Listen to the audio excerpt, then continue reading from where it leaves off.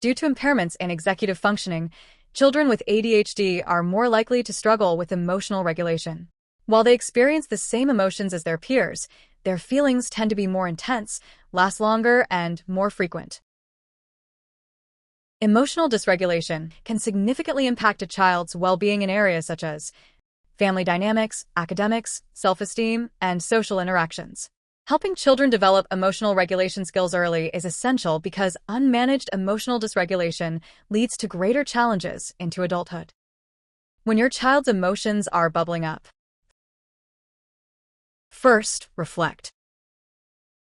Step 1. Start by reflecting on your child's feelings and their potential reasons for being upset. Step 2. To prepare yourself for engagement with your child, take long breaths in your nose and out your mouth to help calm yourself. In, out. Step 3. Engage and talk with your child, but avoid questioning or invalidating their reasons for being upset. Remember that you do not need to agree with your child to validate them, but instead, try saying, "I know you're feeling emotional and upset," rather than questioning them by saying, "Why are you so upset?" Step 4. After talking with and validating your child, they will either begin verbalizing in a more effective and positive way, or they will escalate. If your child is verbalizing their emotions effectively or is actively engaged in a coping skill, then you can remain engaged in discussion with your child. But Step 5. If your child's emotions escalate, repeat the reflect stage 1 to 2 more times. If they continually escalate or seem stuck, guide them to the redirect stage. When your child's emotions are escalating to a peak or are boiling over, redirect. Step 1. You will now disengage and actively ignore your child, encouraging them to engage independently in a pre-established coping skill. What is a coping skill? A coping skill is a skill or activity that the child typically uses to calm down. You can find a list of coping activities online. I recommend practicing these skills often.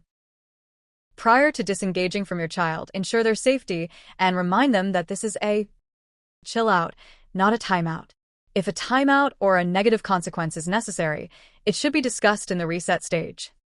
In order to successfully disengage, minimize talking, physical and eye contact, excessive reassurance, discussions, or explanations. This will help them to fully feel independent in their coping activities and develop emotional intelligence for the future. Step 2. If your child refuses to participate in a coping activity or is displaying excessive negative behavior, then if necessary, clarify parental expectations by using a more assertive parent response. But remember, though you may want to, do not respond to an emotional peak by threatening consequences. During this peak, your child will struggle to comprehend new news. New news is any new information that was not a part of the pre-established plan. If consequences are necessary, they should be discussed after your child has calmed down and reset. When your child's emotions are cooling down, reset. Step 1. Once your child has finished their coping activity and seems calm, you can begin to re-engage with your child. Stop re-engaging if they are unreceptive and continue your active ignoring until they are calm and receptive. Step 2. Once the child is calm, serve up a love sandwich. This is 1. Praise the child for calming and using a coping activity. 2. Discuss and problem solve by talking about life lessons and consequences if necessary. 3. Praise their coping skills and communication again. During this method, use a neutral tone and keep it short. If negative consequences need to be discussed, do so during the discussion portion of the love sandwich method. By saying, for example, "You did a nice job taking a break and coloring. But you did lose 10 minutes of TV time for hitting me, but I'm really proud of you for calming down." Step 4. After the love sandwich method is completed, you can gently transition your child back to their previous activity if you feel certain it will not trigger another meltdown. Always remember, Parenting isn't about perfection. It's about progress. Be kind to yourself as you navigate what works for your child. Supporting your child's emotional growth starts with supporting your own. Make sure to take time to nurture your well-being along the way.